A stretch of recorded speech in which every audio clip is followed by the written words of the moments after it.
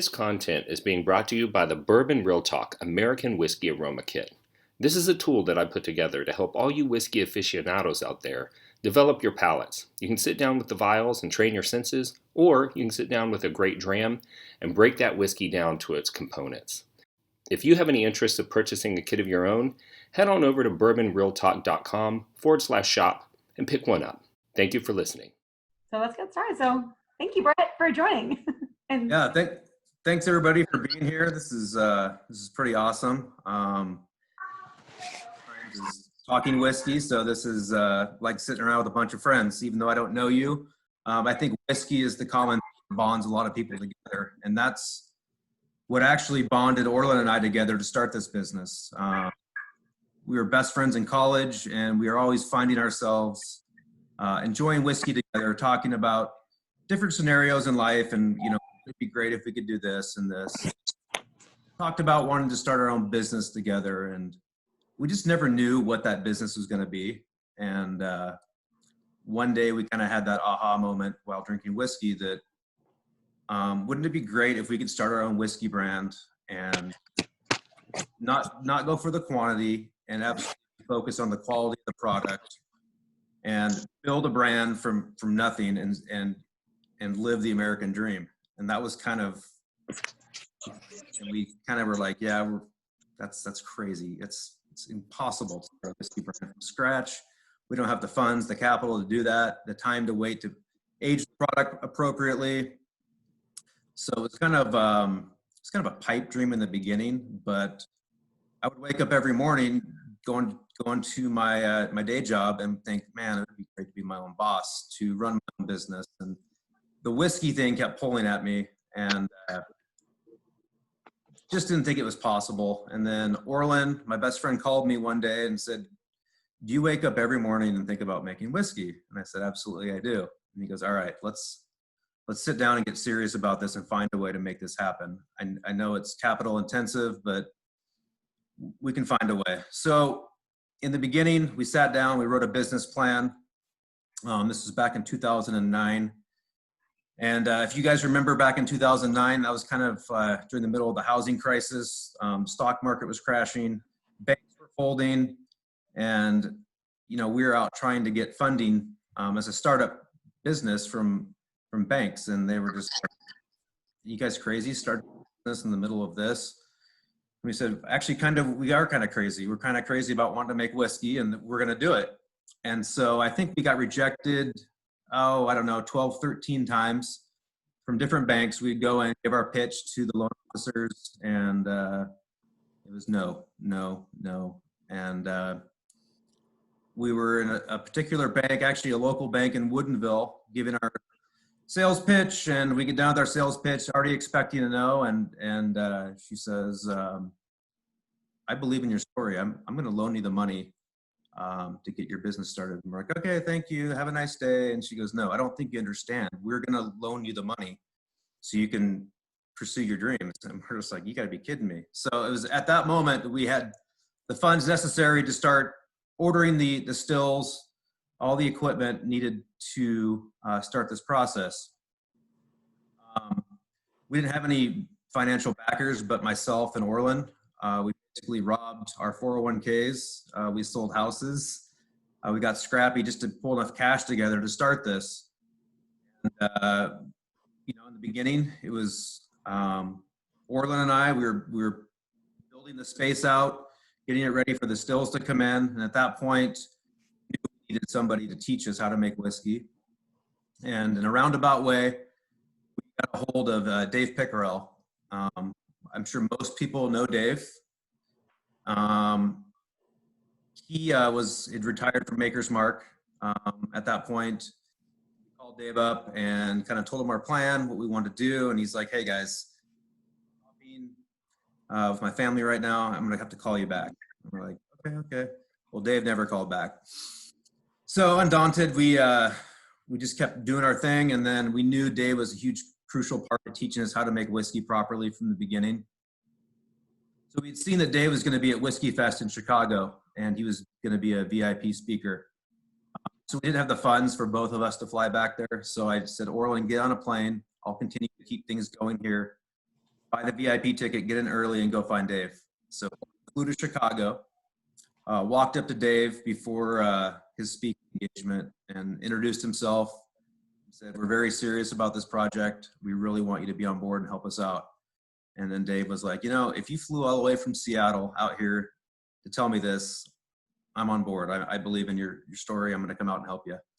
And so literally a week later, Dave was there. All the equipment had arrived, and he was there doing our first mash with us. He taught us every step of the production process, from mashing, fermentation to distillation.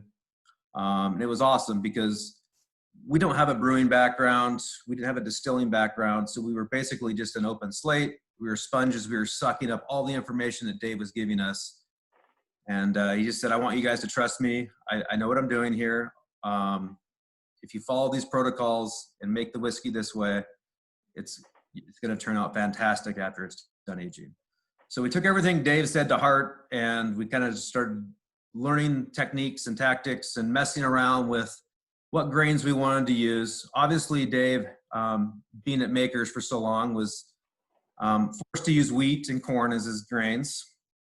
But Dave really had a passion for rye, and he was really steering us to try playing around with the rye grain. And so that's when we started doing mashes with wheat versus rye. We really liked the flavors coming out of the distillate with the rye flavoring grain versus the wheat. And so early on, we decided we wanted to do a rye-based bourbon and then also a rye whiskey. And so we get questions all the time, why 100% rye? And we said, there's not many 100% ryes out there. We really wanted to highlight all of the rye grain. We didn't want to make the traditional rye, which is basically the legal minimum, 51% rye. It's corn and it's malted barley. To me, those ryes taste more like bourbon than rye whiskey. So we really wanted to go to the other end of the spectrum and do 100% rye. And boy, was that a mistake, because that's a very finicky grain to work with. And we learned how to tame the beast and learned how to make a really nice rye whiskey out of the 100% rye. So that kind of brought us there, and Dave was very, very, very involved in the beginning, getting us going, teaching us all of the steps to making the proper whiskeys. And then we started experimenting and tweaking our mash bills to our liking. And our flagship bourbon you're drinking today,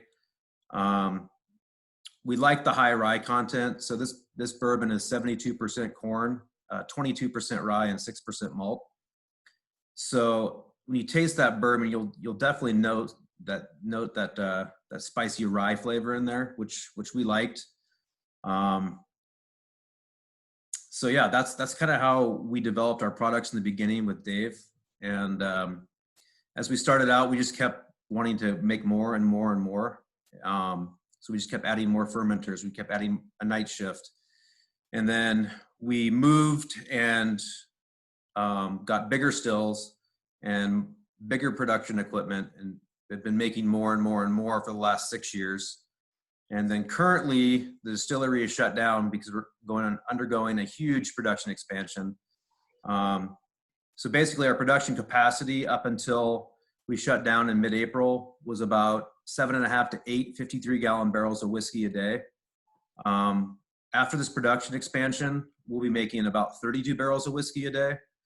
And then we're going to add a second phase to that expansion. In about 1.5 years, we'll be making almost 50 barrels of whiskey a day. The good news is we're not changing the way we distill the product. Everybody steered us to going to a continuous column still to make the product, but we were concerned the product quality would change versus the pot and column distillations we're doing now. So we're just adding more of the same stills. We do more distillations. It's more work, a lot easier to run a column still. It's more efficient. You'll get more throughput. But at the end of the day, it was about sticking to the quality of the product. What do you guys want to talk about next? That's just kind of an overview. I can dive in deeper. I can get in more detail about any of that stuff. I think you guys are unique in that you really struck out. A lot of the times people are starting by sourcing and they're trying to build their distillate in the background. So, the fact that you guys said, no, we want to own it all from front to back was pretty interesting. And as I said before, to go in and really reach out into the industry and know there's a lot you don't know, and to find that individual. I'd be curious to know kind of how do you balance, as the visionaries for the brand and for the product, versus Dave, who's got all the experience but has a direction that he definitely wants to go. How do you balance the approach of what are we going to listen to and what are we going to kind of stand our ground on? So Orlin and I both we like to question things. And we questioned Dave a lot in the beginning, but we listened to a lot of his advice. And it seems like every time we did something Dave told us to do, it did something different, it didn't turn out like we wanted it. So we learned, and I'm being 100% serious. So we learned pretty quickly early on just to trust what he said. He's seen it all, done it all, seen the pitfalls. And so we kind of were dedicated to, we had to go our own path, right? We had to figure out for ourselves. And the things we were trying to do differently than what Dave was teaching us was not working out. And so it was just reinforced that, this man does know his stuff. So to follow his guidelines, and obviously, yes, we can experiment with different grains and different ratios, but as far as the basic principles are concerned, like I said, we learned very, very early on to stick to what he taught us. And Dave said a lot of his clients over the years, this is down the road after he consulted with us, said a lot of them didn't want to listen to his advice. And he said, they're no longer in business, or they're not making good juice. He's like, I got to say, you guys were probably one of my only clients that listened to everything I said, and you guys are successful. Dave liked to toot his own horn, but he deserved it. He was a wealth of knowledge. I don't think I ever asked that man a question he didn't have an answer to. And that just, I could ask him how long it's going to take me to heat X amount of gallons of mash to a boil. And he could do a mathematical calculation based on the diameter of my steam pipe, the horsepower of my boiler, the volume of the mash, the grain, and the water. And he could tell me exactly to the minute how long it would take to heat to a certain temperature to a boil. And it was spot on every time. It was crazy. Well, here's to Dave. May he be enjoying his whiskey above all of us. Absolutely. I would love to, I think a lot of bourbon drinkers are really inclined towards Kentucky, the flavor profiles, there's obviously a lot of differences as you move across the country from a grains perspective, from temperatures, from how you age. I'd be interested to know how you guys set yourself apart from a lot of the typical Kentucky processes. I think I talked to Renee before. Your racks are only 3 barrels high. That's obviously a very big difference. But any others you want to talk about? Yeah, starting out on this venture, we weren't trying to copy Kentucky whiskey. You're never going to compete on that level. So our thought was, by using only grains sourced in Washington State, we actually work with one small family farm in central Washington, the Omlin family farm. They're a third generation family farm. Arnie is the father and Joel is the son. Those two run the entire farm. They grow all of our grain for us. So it's kind of nice because a lot of the big distilleries, they buy grain's a commodity to them. They buy from the source that they can get it the cheapest. Well, we pay a little bit more for our grains, but we know it's the same consistent grain every single year, every growing season. And I know that in wine, they talk a lot about terroir and where the grapes are grown. It's not really talked about in whiskey, but I really think that has something to do with the flavor of our products. Most Kentucky bourbon, their corn's grown in the Midwest. The rye come from Canada, Europe, or wherever, because rye is not typically grown down in the South.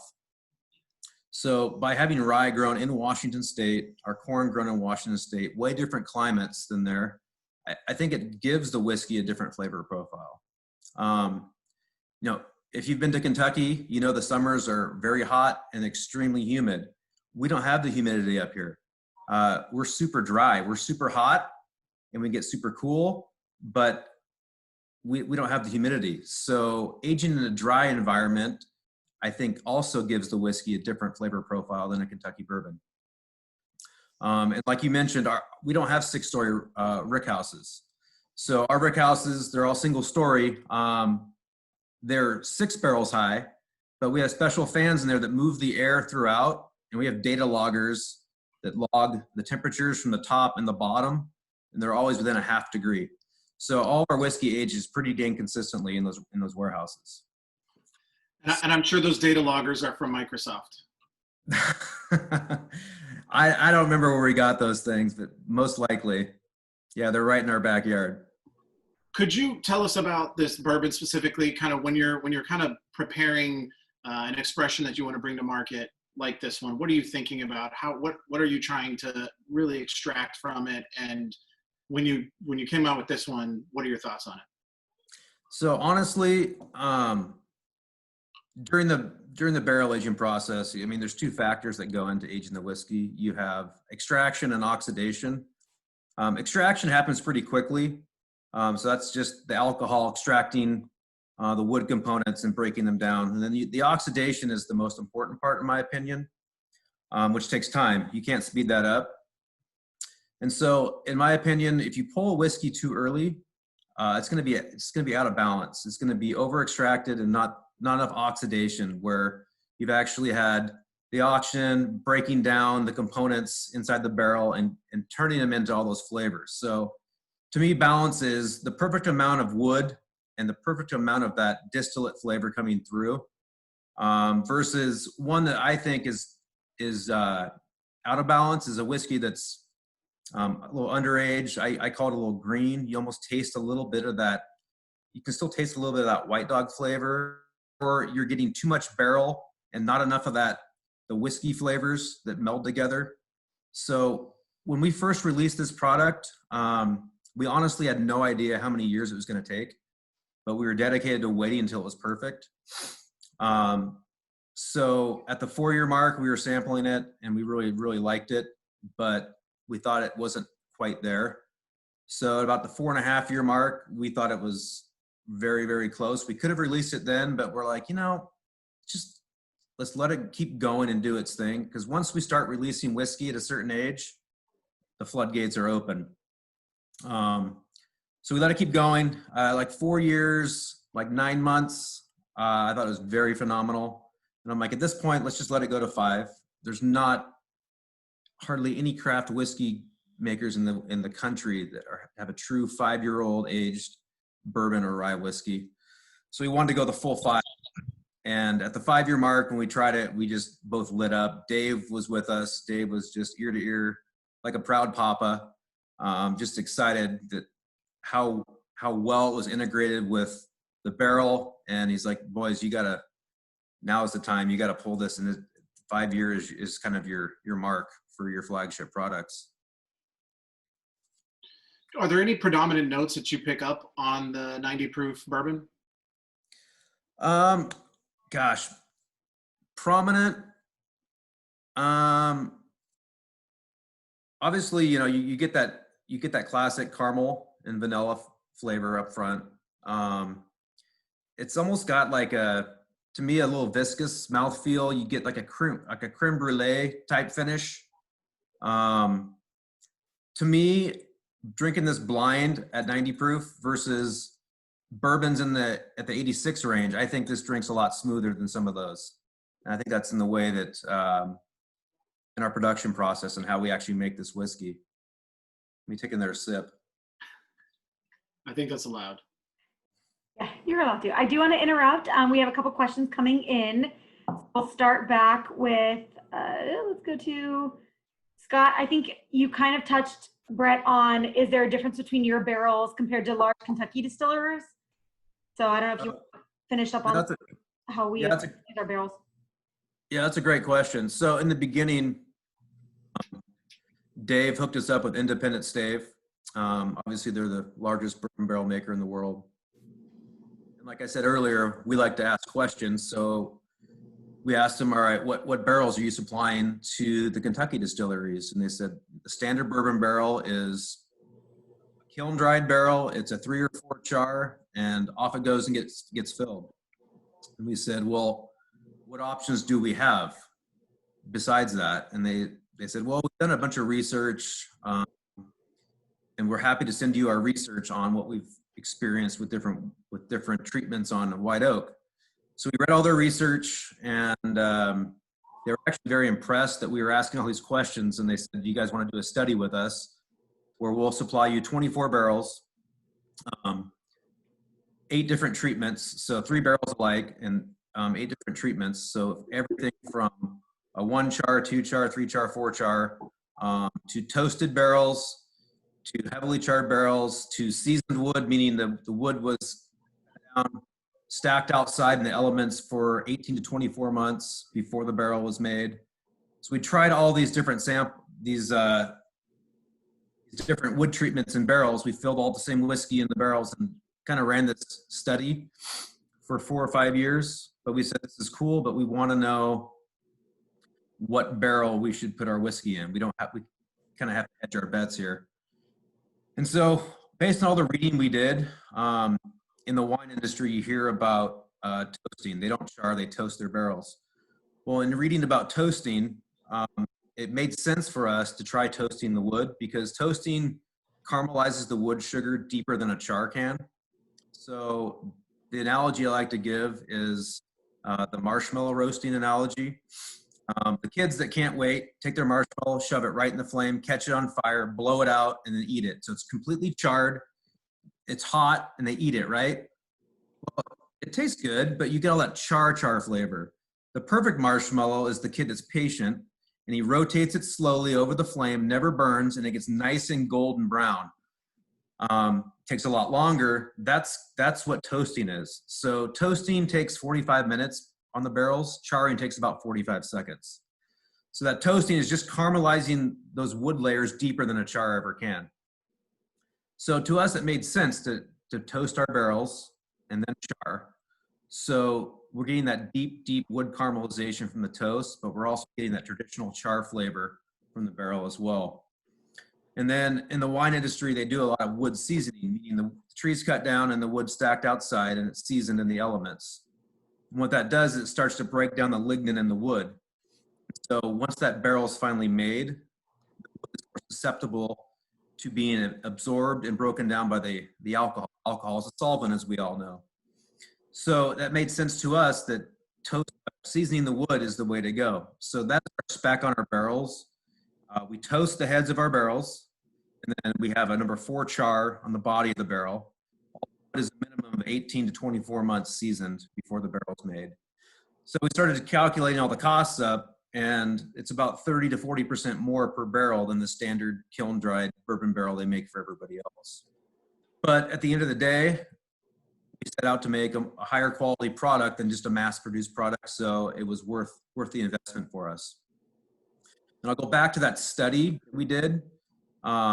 We would send samples every 6 months, and they'd run a GC analysis on the chemical makeup of the whiskey, look for extractives, and at the end of the study, the barrel that had the best extractives for whiskey flavors was the 18 to 24 month seasoned wood, toasted heads, and a 4 char barrel, the barrel we chose in the beginning. So we got lucky, putting our heads together and deciding that was the barrel we were going to go with for our products.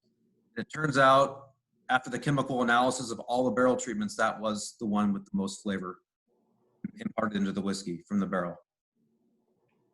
So you guys kind of know what you're doing a little bit. We just, we've trusted our gut a lot in this process, and trusted Dave to get us along the way. And he's talked us off the ledge many times on big decisions we've had to make. But we've always kind of, at the end of the day, with a tough decision, just trusted our gut and gone with it. So, and I don't really believe in luck, but I think luck plays a lot into some of the decisions we had to make along the way that impacted our products years down the road. I do want to mention, for those who've joined on late or do not know the story, when they say Dave, it is Dave Pickerell, retired from Maker's Mark when he consulted with us. So that's when we say Dave, that's who we're talking about. Next question was, any chance of Applewood coming to Texas? I already know the answer, but I'll let Brett answer that for me. Gosh, the Applewood finished bourbon is such a popular product. We've kind of focused our resources into our port finished bourbon. We did a bunch of experimental whiskeys. Yes, the Applewood is very, very popular up in our neck of the woods, but the port finish is it really resonated with a large group of people. So we've really focused our flagship bourbon products to making more of the port finish whiskeys. So that's going to kind of be our line extension for now. I'm not going to say down the road we wouldn't do any Applewood finish stuff for other markets. I'd like to keep that in my back pocket. Obviously, all we've done over the years is produce more and more whiskey each year. So each year we're going to have more whiskey available for distribution and more whiskey available for doing those special finishes where we'll have enough to do stuff outside of our home market. Well, I think Barry has it right.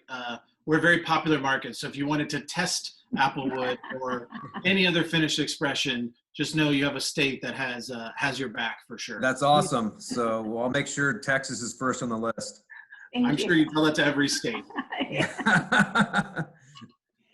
So I'm going to give you a 2-question section here. So from Brian, how many different varieties or expressions of whiskey do we offer? And then the next question from Kevin, how long did it take before our first commercial whiskey release?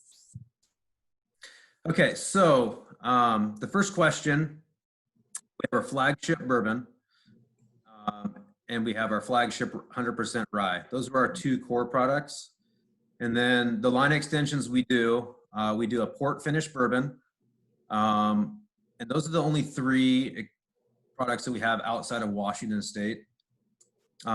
We do the Applewood finished bourbon that's on a very limited basis.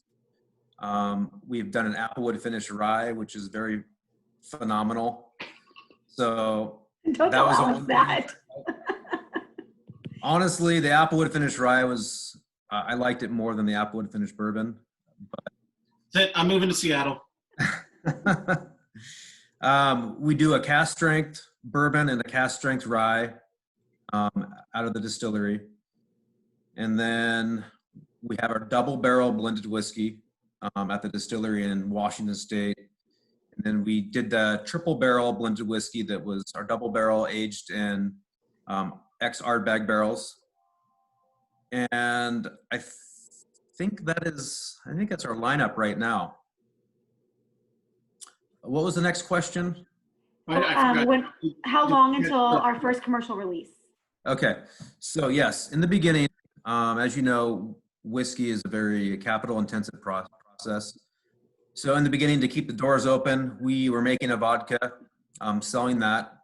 We were actually marketing a clear whiskey. We were selling a White Dog whiskey, and then we started to age whiskey in small barrels, so 8-gallon size barrels in the beginning, knowing it was a stepping stone. It was never going to be a long-term product, but we're called Woodinville Whiskey Company. We had to have an aged whiskey in a bottle, and we weren't going to buy from somebody else and put somebody else's whiskey in our bottle.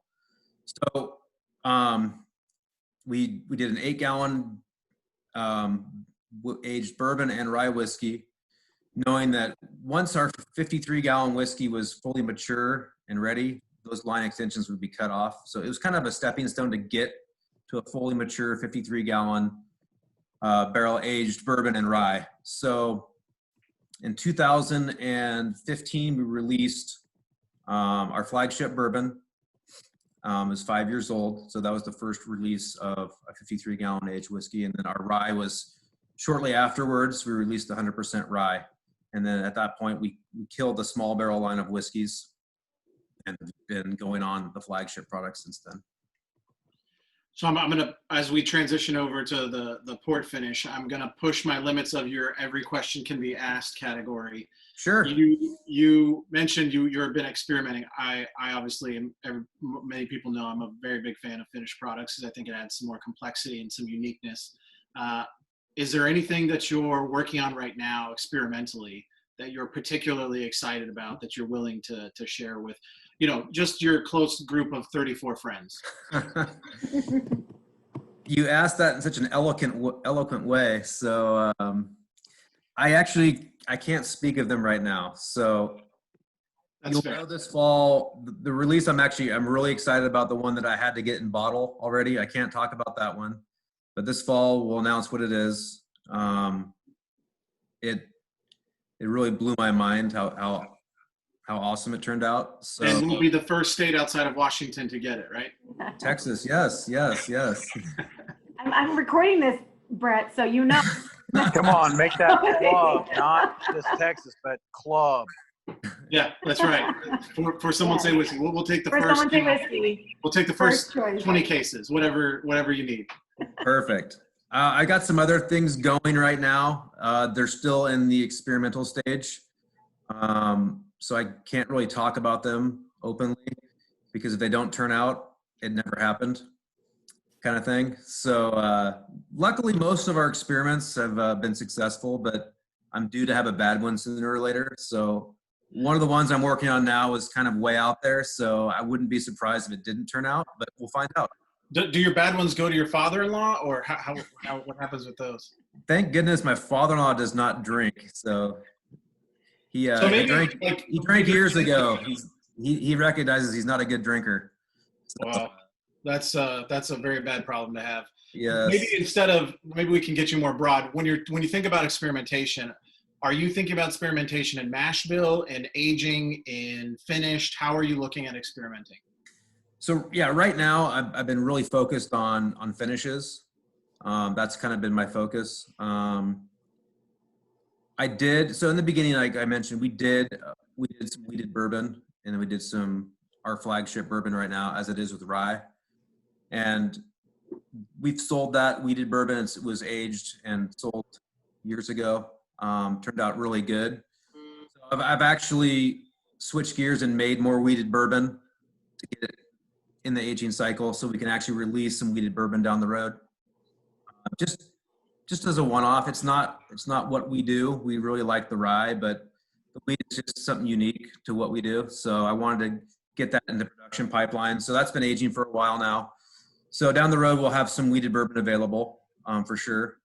As far as messing around with the mash bills, now I'm super happy with our flagship bourbon. I don't want to screw with it. I love the ratio of corn and rye and barley, and then obviously our 100% rye. I can't really change that mash bill at all.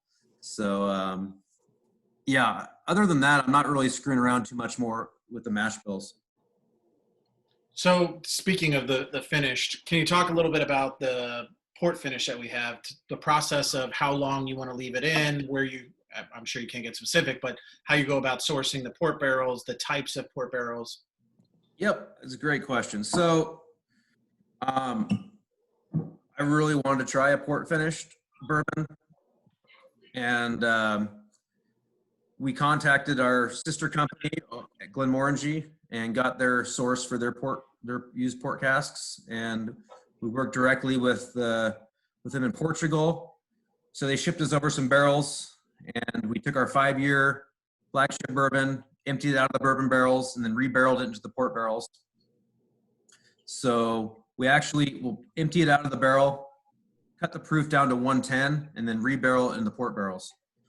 So coming out of, you guys know, our after 5 years of aging, our bourbons are typically between 119 to 124, depending. What was your guys's? 120? 121.7. Yeah, so that's right in the range. So we barrel everything at 110 to start with. So White Dog goes in the barrel at 110. And then after 5 years, we usually go up to 119 to 124. So we'll empty the 5-year flagship product. We cut it back to 110, and then we rebarrel it into Ruby port barrels. And then actually our finishing time I'm open about is about 6 months. So I thought it was going to take longer, but 6 months was like the sweet spot in my opinion. It had just the right balance of that fruitiness from that port finish, and you could still taste the bourbon there. So I just really like the balance of it at 6 months. And Brett, I'm going to interject with some questions from Russ. And actually, this is quite relevant. That have Kentucky distillers welcomed us into the distillery family since we're an outsider? And just update, we did launch Kentucky last month. Our national ambassador manager actually just moved. She's from Kentucky, moved back there last month. And so we do have presence there. But Brett, what are the feelings about Kentucky welcoming us in the big, swimming pool? Yeah, it's kind of funny you asked that. I haven't really had any Kentucky distillers reach out, but I was actually fortunate enough to go back to George Washington Distillery in Mount Vernon. Dave Pickerell was actually instrumental in restarting George Washington's original rye whiskey distillery back there. He's been working on that project for 10 years, and I got invited to go back there with Dave and make their 10th anniversary batch. And so they had some Kentucky distillers there as well to help out. And yeah, Fred Noe was there from Jim Beam, and I talked to him quite a bit. It was very nice gentleman. And I thought it was really awesome that we started a small brand in Washington. And it was kind of funny because we'd have dinners every night after distilling, and we all brought bottles of our whiskey to try. And every night I looked around and the bottle of Woodenville was always gone. I thought that was pretty cool. I mean, I wasn't pushing it. It's just, everybody's brands were up there, from, you know, Wild Turkey Decades to all these fancy bottles, and the bottle of Woodenville was drained every night. So I thought that was pretty cool. Love it. And then next question from Scott: are there any challenges with us selling with the high alcohol tax because of Washington? Yeah, it does suck in Washington State. I think we are like the highest alcohol tax in the country. But I think the consumers voted for that. We were a privatized state up until 2013. And Costco heavily funded the initiative to make Washington State a privatized state because they wanted to sell liquor at Costco. So we were kind of against it in the beginning because we read the bill and we saw how much tax was going to be added to the price of whiskey. And so we were heavily against it. But when it happened, we were kind of established enough versus all the smaller distilleries around that, you know, the shelf space from liquor stores down to grocery shrunk dramatically. Well, we stayed on the shelves because we actually had a presence. So it actually helped us in the long run. So it's just the nature of the beast. I mean, you can't argue about taxes. Taxes are taxes. They get implemented and they never go away. So we've tried to keep our products reasonably priced. So even after tax, they still land on the shelf below $50 in Washington State. That's been our MO. Yes, we've had to take some concessions on profits because of that, but we want our whiskey to be accessible to everybody. We don't want it to be a bottle that someone only buys on a special occasion. We want it to be a bottle they reach for to have a daily drink out of it, as well as celebrate with it. Speaking of money, I think it would be interesting to kind of help understand, because you talked about your passion for making your brand. Now you've transitioned over to getting purchased by Louis Vuitton Moet Hennessy. What is that process like when you were approached, going through, and how have they affected your product positively or neutrally? Yeah, great question. I get asked that all the time. Honestly, Orlin and I were humming along. We were happy doing what we were doing. Looking towards the future, we kind of started to see some challenges with the cost to distribute our products based on how much whiskey we were going to have available in the coming years. And we were looking into options for even selling shares of the company for cash flow so we could actually finance our distribution expansion. We were doing back of the napkin calculations on what it's going to cost us to have brand ambassadors in all these new markets and the sales force to move the products, and just the cash needed to bottle and keep making the amount of whiskey we were making and bottle this big jump in production we had coming up. So we were looking at that, going alone. And then we actually were approached by Moet Hennessy. They were looking for an American whiskey brand to add to their portfolio. And the way the story went, I'll go back to Dave. Dave Pickerell was friends with Jim Clerkin, who was the CEO of Moet Hennessy North America. And Jim was in his office and asked Dave to come have a meeting with him because he was looking for an American whiskey brand. And Dave walked in there, and Jim had 12 different American whiskey brands on this whiteboard in his office. He's asking Dave about them all. And Dave said, well, you got some good ones there, but you don't have the one on your board that you should be going after. And he said, well, what is that? And Dave said, Woodenville. He's like, I've never heard of them. And he goes, that's their by choice. They only are distributed in Washington State. And that was advice I gave him in the beginning. I told him not to go into other states until it absolutely won their backyard and crushed distribution and are competing against the big global brands. And we were in Washington State at that point. We were the number one selling American whiskey in Washington State above $45 a bottle. We were selling as much as Woodford Reserve in Washington State. So we were doing very well in our home market, and we were obviously getting ready to expand outside of our home market. And that's when they came knocking, and we started having the discussions about them acquiring us. And honestly, we weren't even thinking about that. After meeting with Jim and talking to him, Jim is he's an Irishman, very, very thick accent, and he's one of those guys that looks you in the eye, shakes your hand, and tells you something, and he means it. And basically, after all of our discussions, we decided to move forward with it. Everything he said has come true. He said, we're not buying you to come change you. We're buying you for the quality of your product. We're going to tell you how to make your product. You're always going to be in charge of that. We always want you guys to run your business like it's your own. We don't want to take away your entrepreneurial spirit, because that's what kills brands. We just want to be able to give you the financial resources for distribution and to expand production and make Woodenville a global brand eventually down the road. So everything he said has come true. Obviously, when a big corporation buys you, you have all kinds of different accountants and finance guys that want to look at your books and bug you. They've been pretty hands-off. They've let us do our thing. They've never told us where we should source our grain. We were very upfront about that. We said, you're not going to come in and tell us to buy our grain somewhere else because it's cheaper.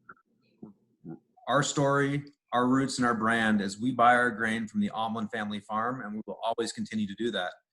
If you say otherwise, then that's not going to work for us. So they've committed to the Orlins. The Orlins grow all our grain. Our barrel houses are on the Orlin property right now. We're currently building more warehouses over there and a barreling and bottling facility. So the Orlins are definitely ingrained in the brand forever, which is very cool. And the CEO of Moet Hennessy Global, he's out of Paris. We talk to him every few weeks, and he's just making sure that no one is breathing down our neck, bothering us, and keeping us away from doing our thing. So it's been very, very hands-off, but yet willing to give us the financial resources to expand the brand. It's been a great partnership. That's really great to hear. I think there's always the concern whenever you see these smaller producers that are doing really well getting snapped up and then becoming corporate and being sucked into the big machine. So I'm glad to see that they recognize that they were buying what they wanted, not what they wanted to make it into. I think there's so many great stories that distillers have from, the craziest thing that's happened to them or something that was just totally unexpected. What's one of those stories that you just love to tell to people? I think we'd all be interested in hearing one of them. Oh man, there's probably a lot out there. Probably one of the best ones. We had just moved into our new facility, and we had gone up in fermentation and cooker size dramatically. And we had just done our first 100% rye whiskey mash, and it was fermenting. Well, we leased out our area in the evenings for an event space, and we held weddings there, corporate events, and it was about 11:30. Yeah, about 11:30 at night. I get a phone call from the event manager, and she's like, "Something bad is happening." And I'm like, "What? What?" And she put it on FaceTime, and the rye ferment had foamed so much it lifted the lid off the fermenter. It was cascading down the sides of the fermentation tank, all over the floor. I mean, they have guests there. She didn't know what to do. She's freaking out. And so basically what happened is one of my distillers forgot to put it. We used an anti-foam. It's just basically, it's almost like a vegetable oil. You throw into the mash right before you pump it to the fermentation tank, and it just helps with the foaming. If you don't, it's like that childhood volcano experiment you did in chemistry where it just erupts, and that's what was happening. It was just erupting out, and nothing could stop it. So being 11:30 at night and not wanting to drive to the distillery, I called one of my employees that was closer, and the one that forgot to put the anti-foam in, he had to go down and clean up his mess. So needless to say, I was never forgotten again to put the anti-foam in. A one-time mistake. Brett, I know that a lot of questions have come through as far as our grains, where we source. I don't know if you want to give a little history on the Orlin relationship and how we got with Arnie and kind of where we are today from that. Yeah. So yeah, all of our grain comes from the Orlin family farm in Quincy, Washington. It's where all of our whiskey's aged as well. So Arnie is a second generation farmer. His son Joel now works with them. He's the third generation of the Orlins farming this land. So they grow all of our corn and all of our rye. Actually, it's an amazing setup over there. They're salt of the earth people. They grow, they actually, in the beginning when we were working with them, it was important to us. We kind of saw the writing on the wall, how people were freaked out about GMO corn. So we had them start growing non-GMO corn for us. So all of our corn is non-GMO. Washington is a big wheat growing state, and a lot of the farmers over there don't like rye. Rye can volunteer in wheat fields and screw up wheat fields. But Arnie wasn't afraid to try growing rye. So he was having trouble finding a source for his rye seed, and he knew there's a local bakery in town that was making this delicious rye bread. So he found their source for where they were getting their rye and started buying that rye and planting that rye. And it's different than most ryes out there in the market. It's almost got a little softer note to it. It's a baker's rye essentially. So I think that gives our products a unique flavor just because it's a different strain of rye than what is commonly used in whiskey production. So they've continued just to keep growing more acres and more acres of crop for us when our expansion plans dictate. So they've got plenty of capacity to keep supplying us for years and years. And too, I think it's really cool if you want to touch on how, Arnie wasn't necessarily continuing his farm business. Oh yeah. Found each other. So, I mean, as we all know, in the United States is getting tougher and tougher. A lot of consolidation, and a lot of big corporations are buying up small farms, and it was Arnie didn't want that, and it was more challenging for him to keep running a small farm operation. And his son really wanted to continue farming, and told him when he was getting out of high school, no, you need to go to college and learn a trade, get an education, because I don't see a future in farming. So his son Joel actually went to nursing school, became a nurse, was a full-time nurse after college, and we had this partnership going with Arnie. And as we were growing, he was growing, his farm was growing. The whole aging whiskey on his land was bringing more income because we were paying him a lease per month to manage the barrels coming over. He has a crew over there that ricks the barrels for us. So we're leasing the warehouses he's building for us for ricking. And it's just started to bring more income to the farm, to the point where he had to bring Joel on full time to keep the farming going, which is really awesome. That's where Joel's heart was, is the farm. And based on the expansion we're doing now, even more grain is required. They've actually built their own grain processing facility on the farm, where before we were sending the grain to a processor in town to clean the corn, clean the rye, and then send it back to us.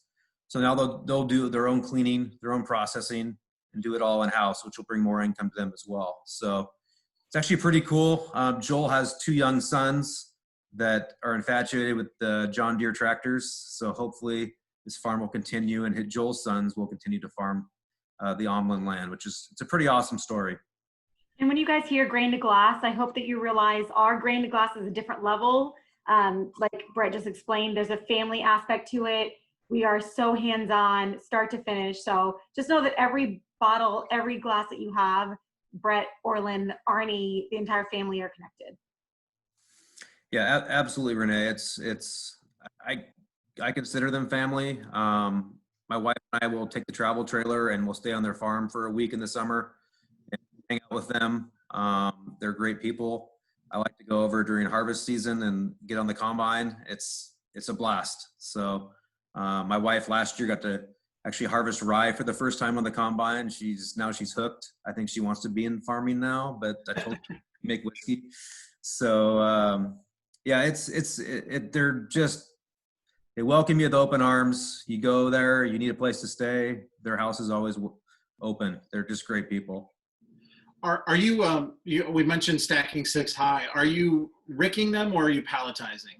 No, we don't palletize. Everything's ricked. So, and that's another thing Dave told us in the beginning. He said a lot of distilleries will palletize because it's cheaper.